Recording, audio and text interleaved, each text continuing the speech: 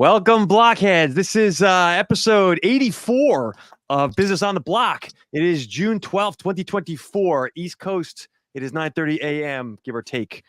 This week on the pod, Apple announces its Apple Intelligence AI, and the pushback started immediately. The tech crowd thinks this is genius. The privacy crowd, it's Armageddon. We'll tell you all about the current controversy swirling around Ethereum's blockchain, and we're going to outline why Robinhood's latest move may signal the United States' leadership in crypto may be slipping. So this is episode 84, Business on the Block, your weekly insight into the digital business revolution. I am joined, as always, by my lovely co-host, Michelle Peterson-Clark. Afternoon, everyone. And Mike Neubauer. Because it's 2:30 here. Good morning. Every episode, I feel like I'm getting older. So the rundown for those who aren't familiar, Michelle is coming to us from the UK. Mike is in Miami. I am in New York. Michelle will bring the marketing chops. You're in Mike Jersey. Close enough. I'm about 12 minutes from Manhattan. Yeah. So you've got every New Yorker's nightmare is a Jersey guy saying they're from New York. Dude, I spent 30 years inside that hellhole. Mike will bring the operations view. Michelle will bring the marketing, and I will bring the strategy. So I was going to take us into story number one. All over the news this week, on Monday, Apple has launched their AI intelligence feature. Apple's announced a new AI feature. They're calling it Apple Intelligence, which is already controversial. It is basically an integration with ChatGPT across all their devices, although it gets a little more in-depth. It is essentially a personalized AI rather than the standard generative AI we're all used to. For example, Siri will now have any information you've ever touched at its fingertips, emails you've sent, texts you've received. Whether or not you're in that app, it can do things for you on your behalf. And so this is a new angle on AI. The feature will be included as part of the launch of their new iOS 18 operating system, expected out this fall. We're going to start off with you, Mike. Thoughts around just Apple as the news itself, and then we'll dig into the conspiracy piece.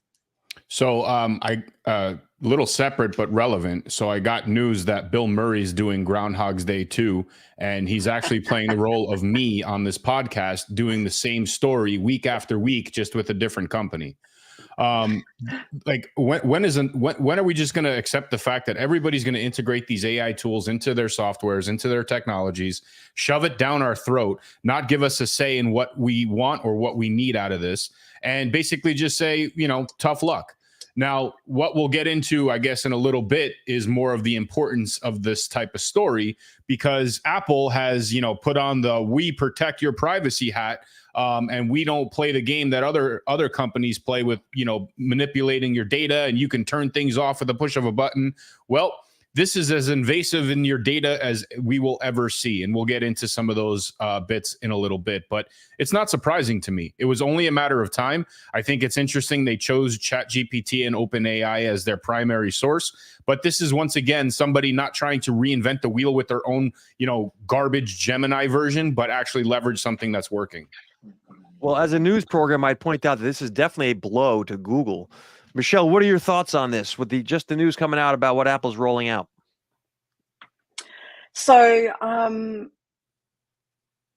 as Marc said, it was inevitable, wasn't it? And I think that in fairness to them, as opposed to what Marc said, in fairness to them, it's good that they've taken a bit of time. They've stuck to their normal schedule. This is normally the time when they would announce these kinds of announcements and all of that stuff. They didn't rush out of the gate immediately, 18 months ago like everybody else. That said, there has been AI features within Apple's ecoverse for a long time anyway. I mean, Siri, what's that? That uses AI stuff to listen and to give you information and those sorts of things. Excuse me. And one of the things I've watched a few different videos, read a few different articles about it. And one of the things that, is some of the headlines have come out in saying that, Apple has basically taken over the term AI by calling it Apple Intelligence, because, they are A and they are I with their intelligence thing. So, such an intelligent point to bring up by them. I mean, they're not going to call it Apple AI Apple Intelligence AI, are they? They just have to say Apple Right. That's AI. the most So, unique piece that they've introduced in a long time. So I want to comment on this. I feel yeah. as the strategy mind here, I feel like take for a moment, step back, and let's look at Amazon, and I'll make the connection to Apple. The way Amazon has been tricky in what they've done, they roll out a platform, people sell stuff over their platform, and they have the data to see what sells the best. They then copy it and roll out their Amazon basics. So Amazon has made a living ripping off the best-selling stuff on their platform. Apple, who fell way behind in the intellectual property building of the AI thing, is going to catch up quickly in their mind by putting the best product on the market through their devices, having access to the data, and being able to build their own off the back end of that. I'm sure that is what they are planning. Now, I don't talk to Tim Cook regularly, but this is my guess. So I feel that Apple thinks they're being genius about this. The problem arises in that they're not really building the AI right now. It is a ChatGPT integration, even if that's it's fine. personal. That's fine. Again, they can leverage the third-party tool, sort of, and I'll use the term app, right? Like this is what they made their device famous for, is leveraging other people's technology and just making it accessible through their hardware. But again, we have to understand that this is not something that's unique or new. This is a regurgitation of everything we talk about, what it feels like after, week after week. But Facebook, there is something new there, Mike, if I may. It's a personalized version of this via your actual information through your device, rather than a generative AI versus what ChatGPT just pulls stuff off the internet. I get it. But Facebook did this with WhatsApp already, right? They created this personal AI assistant where it's essentially a chat that you can talk to yourself, and it basically provides you with whatever information, right? So this is again a recycling of a story and a technology that already exists. It's just on a bigger platform. And look, again, we all know the cult-like descriptions or followers that Apple has. So they say jump, everybody jumps. So this is just a matter of, okay, this is the way that things are going to be. You're either going to accept it or you're not going to use our software anymore. Mike, when Henry Ford rolled out the car and it was always only in black at the beginning, Detroit learned pretty quickly if they painted it colors, people would have to buy the new model each year. Apple is rolling out this for only the newer phones. Everyone that doesn't have it or wants it has to buy a new phone. I get it, but that's their model. That's their business model. It's always been their business model. I was about to say, how many people that, like, I've got an iPhone 11, how many people like me who even have 12s and 13s will go, oh, I need to upgrade.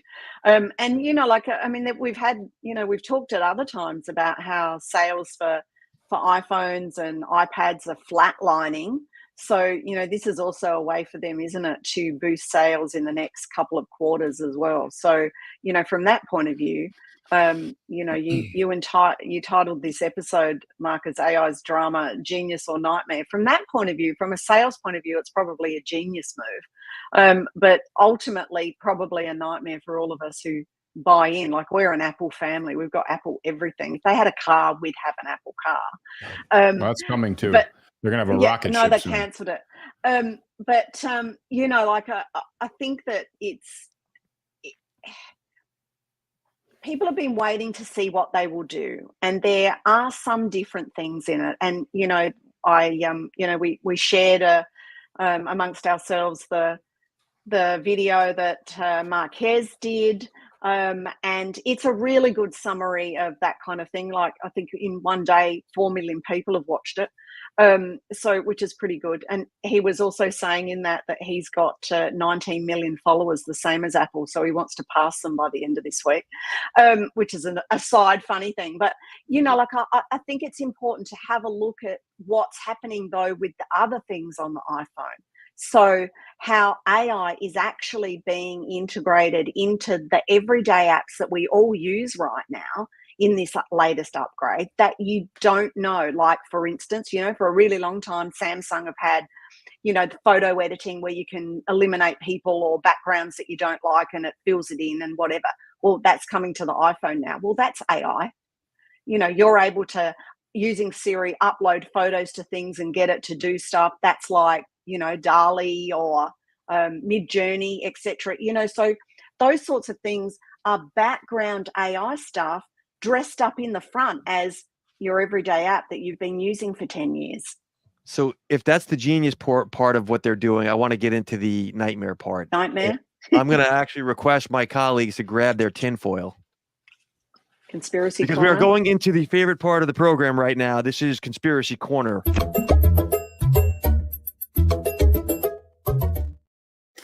Let's discuss Elon Musk's response to all this for a moment. Musk has said he'll ban iPhones and all Apple devices inside his companies. Musk said that anything that integrates OpenAI into the Apple devices is a danger. In his view, it would be a persistent layer on top of all Apple devices that will act as an always-on spying system, feeding OpenAI's constant live data on the users. Musk has called this an unacceptable security violation.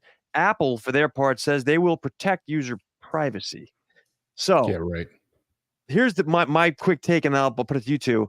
They ran out of what to train these AIs on. They ran out of internet. And so now they're turning to real life. There's going to be repercussions for this. So we'll start with you, Mike. What do you think about this? Is Musk crazy as always, Michelle, or do you think that he's got a point here? Well, I think he definitely has a point. I would disagree in the fact that they've maxed out on what input they could put in. They just realized that paying more resources to input it themselves is useless, and let's use the social media model where people voluntarily put that information in and we can train the algorithm that way. So that took a deal, in this case with Apple. In last week's case, it was something else. The week before, it was something else with that. Again, this is an invasion into our daily technological existence, right? And it's crazy because we always find ourselves in these conversations, and tinfoil hat or not, but we're knee deep in the trenches, right? Sometimes deeper, and we see this and we live it and we understand it day to day. But to the average plumber or electrician or construction worker, they don't give a rat's ass about any of this right now, right? But when it's forced down their throat, they're going to have to. And that's where we're going to see whether this is actually working or what actually comes out of it. I posed the question to Michelle. I mean, you guys are obviously a tech family. You're an Apple family. How much do you rely on Siri? Oh, I have to say I'm pretty bad at using it, to be honest. The most I would use it for is when I'm cooking and I tap my watch and I say, Siri, set timer 15 minutes, so I know when to take something out or put something in. That's probably the biggest thing I use it for. I don't really use it. We have Alexas, so we have that. It's a Google thing, isn't it? But we have them because they have screens and stuff at sort of in the kitchen as well. But we probably ask Alexa more stuff, but the screen's there and she says, ask me what the joke of the day is. So we'll go, Alexa, what's the joke of the day? Whatever, that kind of stuff. But yeah, we're not very good advocates of the extension of what you can do with this stuff. Like when they were talking about some of the stuff that you used to be able to do this with Siri in the videos, this with Siri, and now you can extend it to do this. I was like, oh, did Siri used to be able to do that?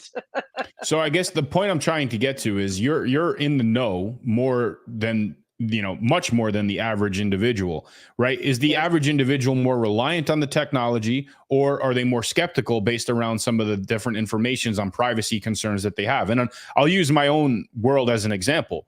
I have these, devices, but I don't have them plugged in because my wife won't let me. She's very concerned that, people are listening in, that there's, things that can turn on and turn off without our approval. I mean, I got it as a package specifically for my grandmother who lived by herself in her 90s. God forbid she fell down, she can say, hey, and then call, just by speaking to the damn thing. That was really the primary purpose. So I guess the point is that we all have our individual routines. We find one or two pieces that this technology integrates within that routine, but on the back end, it is taking advantage of every other piece that we are not approving it to monitor and to collect. And I think that's what Elon's point is here. It's a massive invasion of privacy. I don't give a crap what Apple says, because Apple will just implement a button that does nothing, that people will have the illusion that they can turn off these privacy settings. And I'm in conspiracy corner, so I'm going to go after them in that capacity at this point. But the bottom line is that, what Elon is saying is accurate. I don't know how effective he will be in banning it from those devices. That's a nuclear power pill that he's going to have to implement. I've got two real thoughts on this, and this is probably the heaviest into conspiracy corner I've gone in a while. Number one, back in 2016, when I was on the AI trading desks, the AI guys who built those things at that time were telling me, one day we're going to need to have a room in our house with electrified walls that acts as a Faraday cage that scrambles signals so you can have private conversations with your family members. That is basically what Elon has said in this article, that the transmissions of these phones in and out in real time can only be stopped with an electrified barrier, and that's what he will install in his firms. That's point number one. Number two, and this is even worse, I posted this today on LinkedIn. I've had a lot of back and forths, and I think it's worth repeating here. This is what it means when your iPhone activity is being relayed to OpenAI in real time. Apple will host a live feed that leaks all metadata about you and your IRL activities, piping directly to an interactive AI. Metadata means where you are, whether you're in a car, whether you're in a store, anything about you that you're not actually on the phone, but the phone's telling it anyway. This transforms your iPhone from an advertising device that it currently is into a persuasive interactive counterpart whose sole purpose is to propagandize and gaslight you emotionally to follow the AI agenda, whatever it may be. I know this is conspiracy corner, but George Washington was recently black, for those who remember. So these machines are not static tools. They have an agenda, arguably a will of their own. And very soon, all these consumers will pay for the privilege of constant remote influencing on their thoughts. I want to hear Michelle's thoughts on this, but I have a very good way to interact and to link this all to what Facebook has already done. So I know Michelle has hard thoughts on Elon anyway, but I'm curious, what are your opinions on this one? Well, following on from what Marc said, I think that we, in 10 years' time, we'll wake up one day and we'll go, is that what they were up to? And then it will be too late. I have no doubt about that. I don't know what that will mean. I don't know if it's catastrophic or if it will be fixable or if it won't matter by then. I don't know that. But I think that that's what will happen eventually. As for the Elon thing, when you own a business and you run your own business, you can do and have whatever rules you damn well like. So if he wants to collect everybody's iPhones at the beginning of the day, if they come into the factory or whatever. But I can tell you right now that this has happened in schools a lot, where kids have to hand in a phone at the beginning of the day and they've just got a second phone in their bag that they use later. So, I think that while it's a good headline grabbing thing, and honestly, Elon's just walking around these days looking for a fight to, happen, isn't he? He's definitely flying the ointment. Mike, what do you think on this? Yeah, so I'm gonna get a little technical and kind of showcase why I think he's right.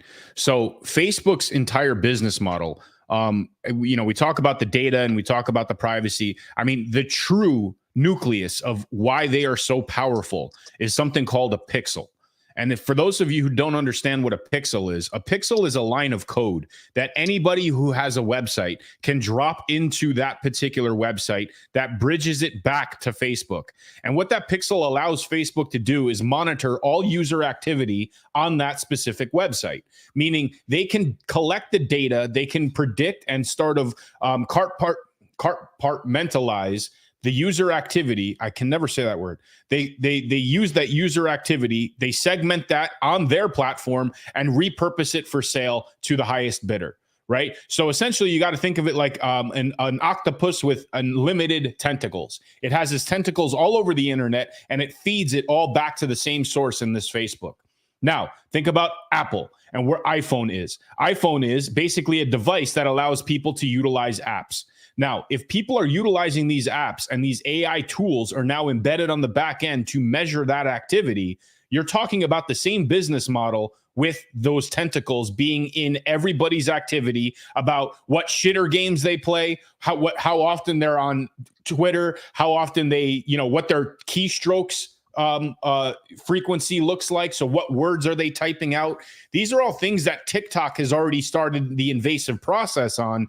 And with AI moving at a speed that we just can't comprehend, every single activity, whether the phone is just sitting in the car, but think about how much the phone is linked to your credit cards, your bank accounts, your watch, which measures your heart rate, which measures your breathing patterns, your sleep patterns. All of this is information that is ultimately up for sale. And who's going to be the highest bidders on that? Insurance companies that want to raise your rates because now they can view what your activities are in between doctor visits. Car insurance companies based on where you're actually driving, how often you're driving, how fast you're driving. All of this data, believe it or not, is definitely 1,000% going to be captured and stored using the same Facebook model. Yeah, and no doubt. packaged to be better for us, to make our lives easier. Well, again, this is that same Big Lot comparison that I brought up last week, right? Big Lot is that company in the movie WALL-E that owns everything, right? That keeps people fat and happy in the chairs that float around a spaceship, right? Like, this is what this world is becoming. And we're just accepting the fact that, again, this technology is designed to provide a means to an end, but we're actually trying to replace certain things. And there's a fine line that we have to be conscious of and sort of push back on, right? For my birthday, all I want is for people to not have their phones. That's my only birthday wish, my only birthday hope. It never works out because they're like, well, we want to take pictures and I got to use my phone to take pictures. But now I see a notification from here. So I got to open that up and I got a text message. Where are you? I need to know where you are. You're down the street. I need to be able to There's always a need for this at this point. As a business program, I'm going to side with Michelle on this one, Mike. I agree with you, by the way. I think that this is going to work. Apple will sell a ton of phones. ChatGPT will get a ton of data. This thing will be a massive win for all companies involved, except for potentially Google. And then at the end of this, there'll be the privacy problem that Musk has called. Same way we're going to have the AI problem that Musk has called. And I think that it'll be too late by then. Unfortunately, this is the result of capitalism without regulation, and I'm a fan of capitalism. I am a capitalist. Not having regulations on a profit-driven company is a bad idea. So I actually would blame the regulators, but it doesn't matter. It will never catch up to the progression, especially now, on how fast technology is advancing. I agree. So we know how this will go. Yeah. All right, I'm gonna ask us to keep I think maybe can we stay with the Elon thing and talk about him dropping the OpenAI lawsuit just quickly? Yeah, so Michelle hit me this morning with a news item that Elon, who's suing OpenAI and specifically Sam Altman, because OpenAI was not holding true to their founding mission as to better humanity, and rather has become a for-profit. And that was the lawsuit. It got settled out of court the day before it was supposed to start today, apparently. So I said to Michelle, I personally believe there's more to this story. Elon doesn't want money, obviously. He's a principles-driven guy. So for him to settle, something's up. No, look, lawsuits suck, man. I think if the intention was to simply just drive attention to it, he definitely achieved that goal. All right, so there was a spend for that. I mean, we talked back and forth, didn't we, Marc, about what kind of backroom deal was done for this. I mean, although, Elon does have some, I was going to say goodness of heart, but that isn't what I mean. Although Elon may start out with some, benefits for all for some of the things that he says. Ultimately, Elon is for Elon.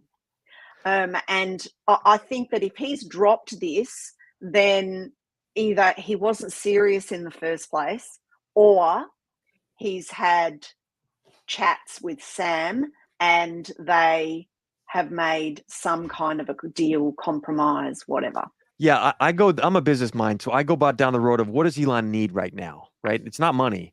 What Elon needs, what is he doing? He's launching an AI. XAI is about to go challenge ChatGPT. He needs programmers and developers.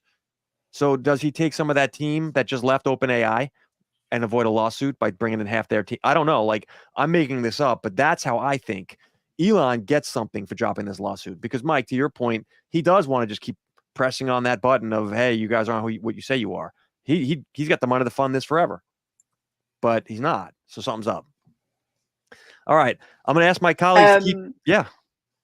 One of our regular Bolt listeners in the chat just said that Elon doesn't have a heart. He's powered by a lithium-ion battery.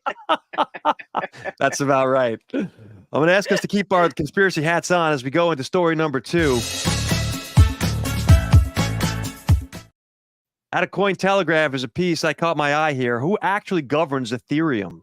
So Galaxy Digital has released a report that shows Ethereum's decentralized governance is actually steered by off-chain decision-making rather than on-chain voting by only the ETH holders, which is how it should work. This creates a serious threat to transparency on the chain, according to this article, and basically multiple stakeholders can influence Ethereum's governance. Specifically, when I say stakeholders, client teams and validator node operators were highlighted as having certain abilities to implement code changes on the Ethereum network or to stop code changes that as they determine this is needed. So, as it turns out, Ethereum is looking less and less like a decentralized blockchain platform and more like a company. Thoughts on this one? Mike, we'll start with you. I mean, this is sort of a peek behind the curtain here. I mean, it is a business that needs to run just like anything else, right? It's not an NFT project. So while I think the decentralized element of what they promote is intact in certain cases, there are other pieces that, still need some sort of a corporate governance that doesn't rely on a vote from everybody at every time. So, does this spell the end of Ethereum and what everything they've been explained? No, not at all. I mean, it's just, something that kind of snuck out and, they deal with it.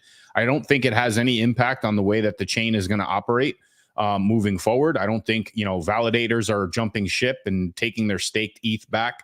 I think that this is just, either a hit piece or, just somebody who's pissed off about what they found out about a decision that they didn't like.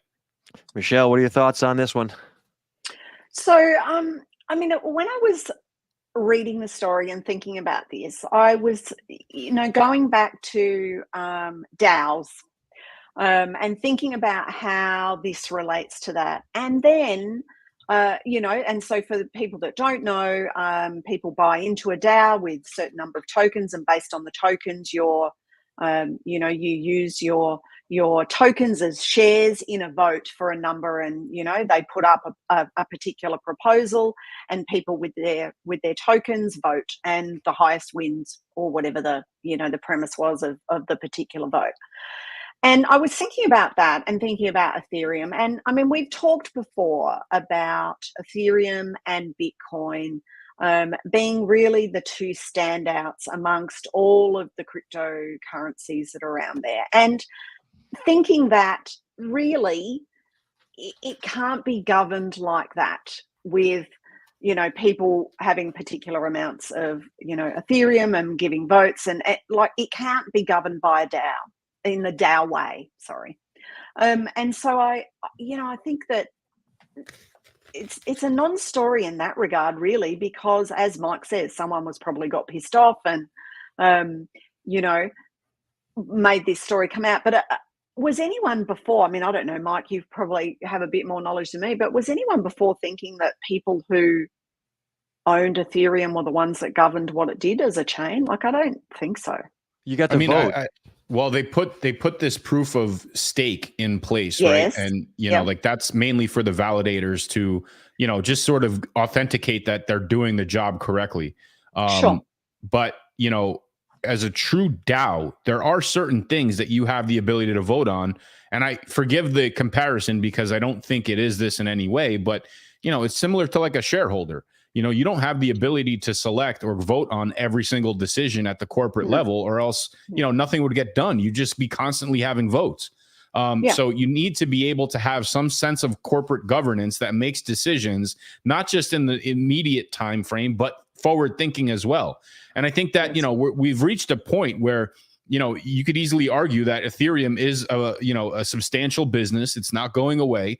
And you need to be able to make those decisions at the corporate level without the influence of 65 different chiefs sitting around the fire. What about transparency, Mike? Transparency is a different discussion, right? Like, if they're claiming that everybody has this valid input, but no, we're going to do whatever we want anyway, then that's something that at least this article is shedding light on to be aware of. But I don't think it's gotten to that point yet. Here's why I kept this in conspiracy corner for this one. I've got a couple of thoughts. Number one, Joseph Stalin's quote, "It's not the vote that counts, but he who counts the vote." I feel like what's the point in voting if there's another factor you didn't know about? So it's come to light because of this Galaxy Digital report. Number two is I'm going to reference Mahatma Gandhi, who was misquoted on this one, but the old saw about first they ignore you, then they laugh at you, then they fight you. That this is what happened. Traditional finance hates crypto, and they ignored it, and then they laughed at it, and now they're taking it over. And I feel like Ethereum, and I'm going to draw the distinction between Bitcoin. This will never happen with Bitcoin. Bitcoin is legit. Ethereum will eventually become a centralized thing run as a company. It's a for-profit already, as you say, Mike. And it, in my mind, violates the ethos of crypto. Yeah. All right. I guess we're done with our conspiracy hat. You need to get some heated about that. All right, we're taking us into story number 3, which might even be conspiracy.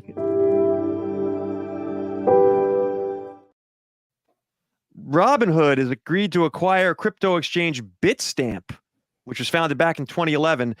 Acquiring a global exchange accelerates Robinhood's crypto expansion around the world. Bitstamp holds 50 global licenses to trade crypto. They have customers across the EU, UK, the United States, and Asia. So, what do we think about this Robinhood expanding crypto beyond the borders of the US? Michelle, we'll start with you on this one. So, as we've talked about before, more and more companies are looking at strategies to exit the US market or build on the back of elsewhere because of the lack of regulation and because of the punishments and things handed out, over the last 18 months in the US. And so this is, those of us that know about the GameStop thing, Robinhood was right in the center of that. Perhaps we should have our conspiracy hats on. It's a big name firm there, and they do a lot of share market stuff. And now they're going, well, this is what we want to do to, or we have to do to expand our exposure or our division in blockchain and Web3 and crypto. And so what it means, though, if you have a look at the story, as you can see in that first line, they've got customers in EU, UK, US, and Asia. Well, 3 of those are pretty large markets, and they're all outside of the US.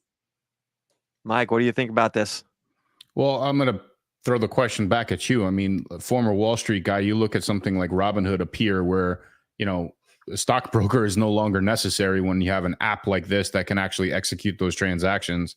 Weren't they in hot water a little bit ago? But did you ever find or be aware of the potential threat that these types of companies would have as people pretending that they're their own financial advisors and can execute their trades without an intermediary? No. So Robinhood generally caters to the retail guy, which is like Schwab or TD Ameritrade and those types of do-it-yourselfers. I was on the capital markets, institutional trading for hedge funds, so they're different, but the point is the same. These types of guys, Robinhood, et cetera, are driven. The crypto world is driven right now by the retail investor, right? They've issued ETFs in crypto, et cetera, and Grayscale and these big dogs like Fidelity are getting involved. But right now, the crypto market has been running with retail behind it. So when Robinhood starts looking beyond the United States, in my mind, they tried to play ball. The SEC still hasn't gotten off their ass about what is this thing? Is it a royalty? Is it a property? Is it a security? And so rather than just seeing what happened to Binance, Robinhood's like, okay, we need to be operating. We'll stay a foot in the US, but we need to get ourselves going outside of this because this is not the place. Well, I mean, that was the link that I was going to make in the question that I posed, right? So you have Wall Street trying to corner this and, create these futures and these ETFs and all these different pieces these hedge funds can now invest into because they're SEC approved. And then you have Robinhood, which has their foot in the door in Wall Street, just in some regard, but now entering into this direct link as part of an exchange medium within the crypto world. This is really what we've seen the problems surface, right? Like the issues, the lawsuits, the SEC going after people, the IRS, whoever, like whatever three-letter agency you can throw at them here on the state side are going after the exchanges. So Robinhood, after being in hot water recently, is basically just saying, well, too bad. We're going to go in this arena. And if you guys don't like it, we're just going to operate outside the borders. But can Robinhood sort of get their feet wet in other global stock exchanges like they have in the US? And if that's the answer exactly is what Bitstamp does. I get it, but that's more on the crypto side. That's where the money is. They don't care about that, like $50 worth of stock. But that's where they made their whole game, right? So if they can leverage different stock markets around the world and introduce that component in crypto, now they're cornering a global market. Even if they exclude the US, they're still safe. Hold on a second. Stock markets are not crypto markets. They're different. Stock markets are where Robinhood comes from. And yes, they got in trouble with that. But crypto is where the money is all rushing right now. Can you use Robinhood in England, in the London Stock Exchange? I don't know, but I'm going to guess yes. Okay. I don't know if we can do that. Oh, wait. If the answer is no, my point is that if they get into the London Stock Exchange or Japan or any of these major markets, they will be able to create that bridge that they're having a problem with on the US side. Right? The question is, can you buy LSE stocks on Robinhood? And I would imagine you could. I think you can. Yes, GPT. I've just had a look. Yes, you can.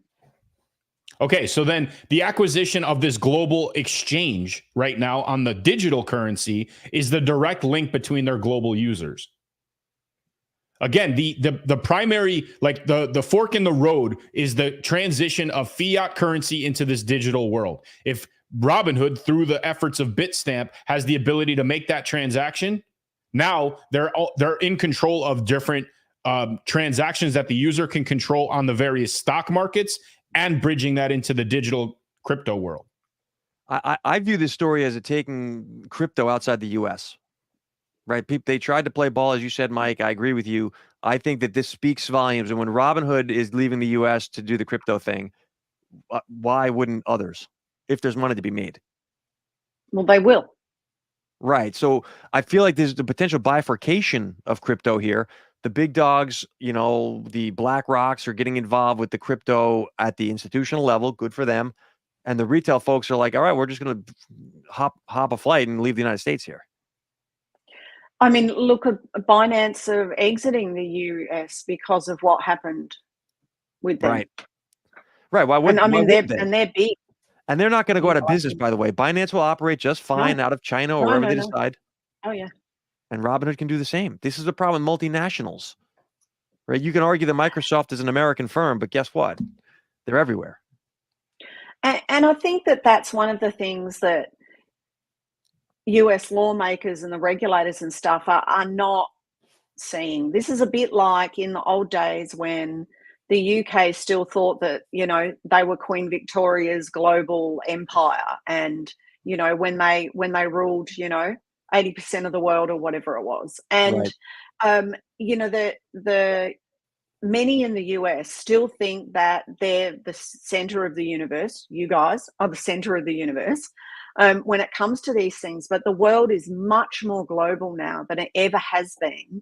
Amen. And, you know, I think that they'll regret it longer term. I think that eventually none of these firms will be able to be there because of the lack of either regulation or even just an idea about what you can do and you can't do, because all that's happening now is that people are trying stuff and they're either getting, you know, fined or questioned by the SEC or they're not. So it's kind of like, oh, we got away with that one, so that must be okay. That's really the situation that we're in at the moment. I want to connect dots real fast. There's three industries that are similar but different. Number one, AI. Number two, blockchain. And number three, crypto. In all three cases, they can operate outside any border. There's nothing going on with with blockchain and AI leaving the US. No problem there. It's only the cryptocurrency aspect. And that's because of the SEC and the inability of the Americans to print money. That's the problem with that piece of it. So my point is, the dynamic is the same for all of them, but I think we're seeing the beginnings of crypto leaving U.S. leadership.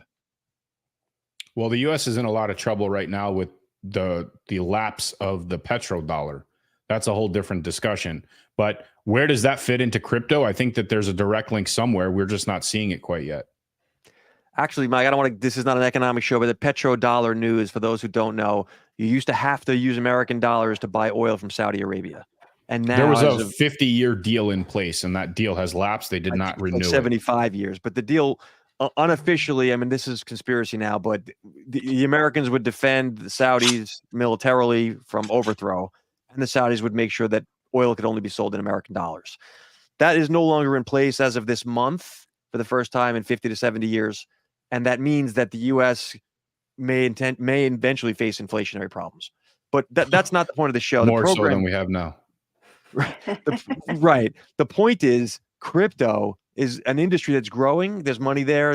And firms like Robinhood, like Binance, are opting to hedge their bets. But what an opportunity for Saudi Arabia to say, to hell with all of these exchanges and currencies around the world. We're going to trade in a coin.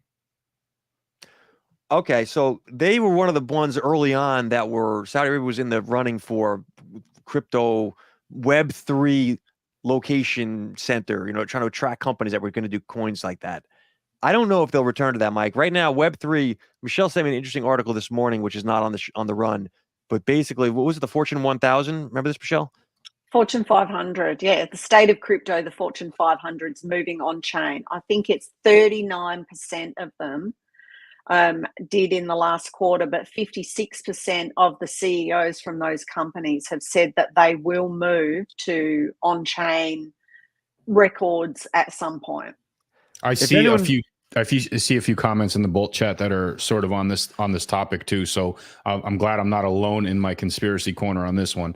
But this is a potential. And again, we're not here to discuss the economics of all this, but bringing this back to what blockchain is and what the crypto world looks like in the future. This is an enormous opportunity to bring this on the center stage. Right, bring the elements of blockchain and crypto on a global level and really force people through these efforts in oil to accept the technology and shove it down our throats, just like Apple's doing with this AI. I think the goal is to centralize the currency I'm talking politically now, from most countries, versus decentralize and give it to the people's money as crypto was intended to be. So I don't think Saudi Arabia, they would love to have the business come to them for sure, but I think they would also. I think your perception of crypto is very one-sided with respect to the way Bitcoin operates. I think that, again, the three of us can start our own coin, and that's a crypto coin, right? We can add whatever value we determine that we want, and it's our coin. It's not the people's coin. People can get access to our coin in order to exchange it for other goods and services. But at a country level, on a macro scale, again, talking economics, Saudi Arabia has an enormous opportunity at its fingertips right now, and they're not bound by any contractual obligations that they had 50 years ago. I think at the government level for any country, including Saudi Arabia, you're expecting a lot from them, Mike, to understand how to leverage this. Right now, I grant you we're out of the crypto winter. I believe that. And I also agree with you, there's a massive opportunity. But no country has been quick to move. I mean, they're still trying to get their hands around what is Web3 technology called blockchain. They have the funding. You said it earlier, they want to be a hub for where these things are developed and the advancements of this. The writing's on the wall. The writing's on the wall for them to do this. Aren't they building some ridiculous city in the middle of nowhere out of like glass? Like the line. Imagine if the currency in that particular city is a cryptocurrency that they develop. Like, again, all of these things, we're getting back into the Papa John's conversation about the opportunities that they have based around what they've already paved for themselves. And maybe this is a conspiracy, but if I were in bed with them, which I'm not, any government entity listening, I'm not involved with Saudi Arabia. But tell Siri that it's your phone that's listening. This would be a huge push that I would have for the future development of where this country goes. I think that ties to the purpose of this agree with program, Mike. I agree with you. This is the point isn't for us to solve all the world problems have been solved at a pub in Ireland, right? The point of this program is to open people's minds up to potential applications and use cases of these technologies. How can we be using them in our business? How can companies and countries leverage the opportunity here? So yes, I love your aspect of what you're saying. I don't think it'll happen, but not for a while, but I agree with everything you're saying. And like I said, I mean, the credit goes not only to what I'm saying, but everything that's being pumped out here in the Bolt chat, because, you know, they're echoing a lot of the same sentiment with respect to the way that the coin can be developed. And again, if there's a standard, and we're talking about a standard for a particular commodity, if that standard is something that is defined by the country that is in place, you know, man, they could buy whatever protection they need from anybody. All right. I want to take us to a fun story, if that's okay with you two. There's a piece, I don't have a number 4 here for us, Mike. I've got to work on this. There's a story that came out of IKEA, of all places. IKEA is opening a store on Roblox, right? They're launching what's called the Coworker game. This is a virtual world that Roblox will roll out on June 24th. Real people will play, like real players will get paid real money to work in IKEA's virtual store. 10 applicants are going to be paid an hourly IKEA rate for their time on the game. Applications for these jobs in the virtual store will close this Sunday, actually, June 16th. So you can get hired to sell virtual meatballs in a virtual store to virtual customers and be paid real money right now. 10 people will. Let's get some thoughts around this one. Michelle, what do you think about this? So in the first 3 hours, I think it was, when they posted this on their Instagram page, they had 66,000 likes and 30,000 comments or something. They're taking 10 people. So I'm betting that they've written an AI to go through the applications on this one so that they don't have to have a human do it. They're paying £13.25 or something an hour for the people to work. And basically, look, I think it's a good marketing ploy. I think that, you know, everyone's talking about whether or not you could actually find fulfillment and decent work within IKEA at Roblox. You know, if you go to IKEA UK and find the Instagram post and read some of the comments from people, it's hilarious. I copied some of them in our chat that we have together, and you know, people saying, imagine having on your resume that you worked in IKEA Roblox store. Mike, as AI is eating up all jobs globally, what are your thoughts around this? Is this the future of employment or what? The future of employment. No, this is a marketing strategy, and apparently a good one at that. But I think that from a product acquisition or product sort of acceptance from the customer base, this is a hell of an opportunity to have people train on how to read the instruction manuals to build their crap. So I don't look. This is not anything new, right? Wendy's did this a while ago. They were selling fake burgers in the metaverse. So you know, I don't know where any of this goes, but I think it's just a game. It's just a marketing ploy. Yeah, they're going to pay people to play on their game. I mean, you know, there's other games that do that. They don't get the same recognition. So I think that this is. Go ahead, Michelle. Can I read some of the stuff from the Bolt chat? It's really like I'm sitting here love laughing, it. and it's not an in-joke, you know, like More the better. digital jobs for a digital future. And then other people are adding comments with digital people, with digital food, getting paid in digital money through digital channels. That kind of sums it up, really, doesn't it? It is where we're going, though, honestly. Yeah. So a lot of what I do here with my company is train people to make money over the channels, the digital channels, versus in real life, which is what I did for most of my life. So I think the world has shifted, creator economy, etc. I don't think this is at the corporate level going to work, but it's hilarious. And I think it's a showstopper marketing piece. I agree with you guys. They're getting a lot of traction out of this. Will Willy Wonka be giving out the golden ticket? That's exactly what this is. And by the way, because of the marketing bonanza that this has been for them, for Roblox and IKEA, I think that there's going to be other companies doing some similar things. So this silliness, we're going to see more of it because it worked. I mean, if you think about it, they're paying 10 people $13 an hour, or £13 an hour. Yeah, it's a joke.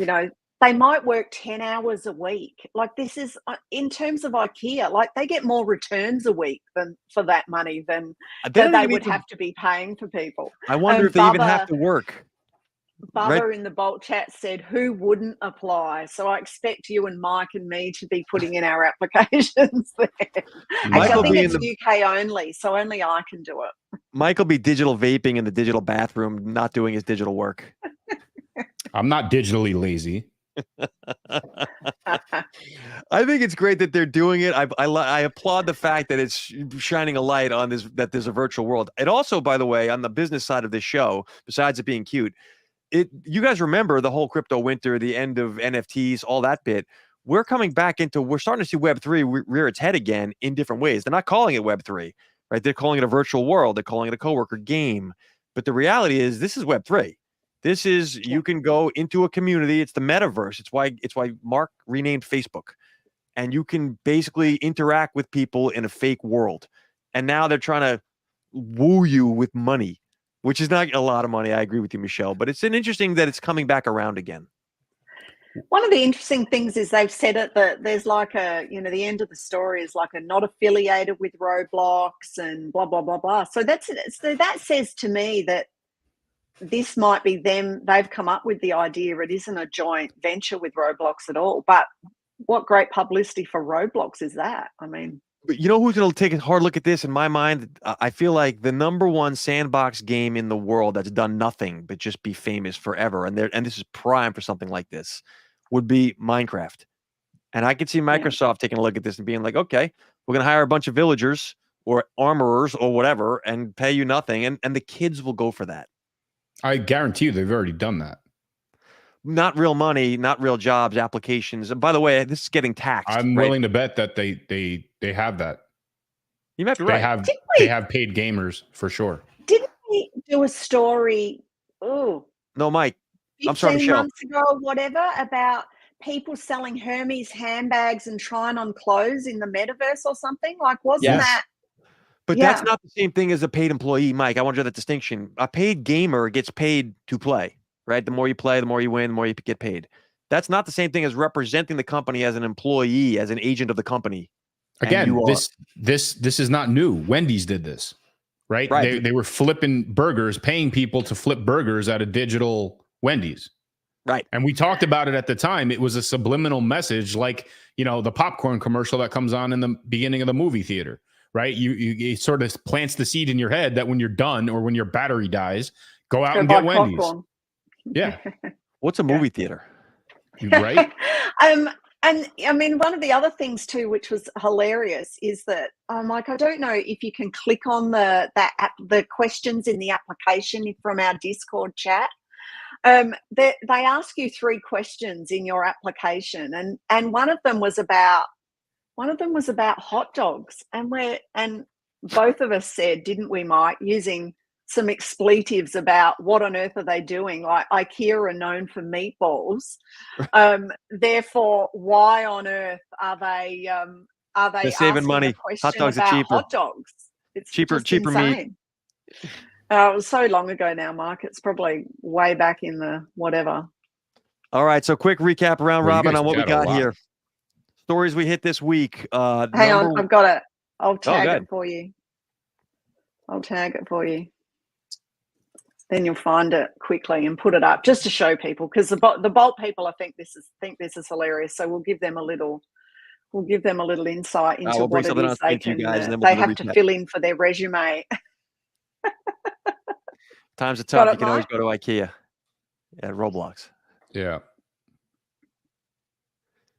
So we'll give Mike a moment. I mean, I think we're going to see. You're right. I think we're going to see more of this. So just so how do you feel about being turned into pixels? You have to answer that question. Then you have to answer, if you were a pixelated IKEA furniture, what would you be and why?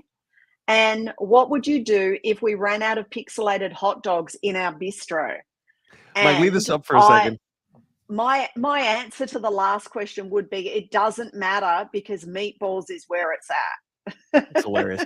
I want to just quick behind the scenes here since we got this up anyway. What's on the background here, folks, is the chat that Mike, Michelle, and I maintain through Discord through the week. We are in different countries, as you guys know. And we chit chat around what stories we think would be worthwhile hitting. And a lot of folks compliments on that. So we thank you for the feedback. But the reality is we have a lot of back and forth before we go live, oftentimes in the days running up of this is ridiculous or this is crazy. The Elon Musk stuff keeps us hopping. So this is a little bit of behind the scenes peek of how the business on the block runs. It is a Discord basis for us to chit chat, and then we try to figure out what works for the show. But anyway, we're already in communication, and we're gonna start seeding some of this stuff out. But there's some future plans on how we can sort of keep the conversation going on the 6 days between shows, using a platform like this, and we're gonna touch on that a little bit deeper as we move forward towards that launch date. Yeah, way back at the start of this whole thing, it was extremely interactive. We actually only just took questions from folks and answered. We discussed, and we'd like to get a little bit closer to that if we can as we go forward. All right. We can also see how many times Marc posts Batman memes. Got a lot of memes going.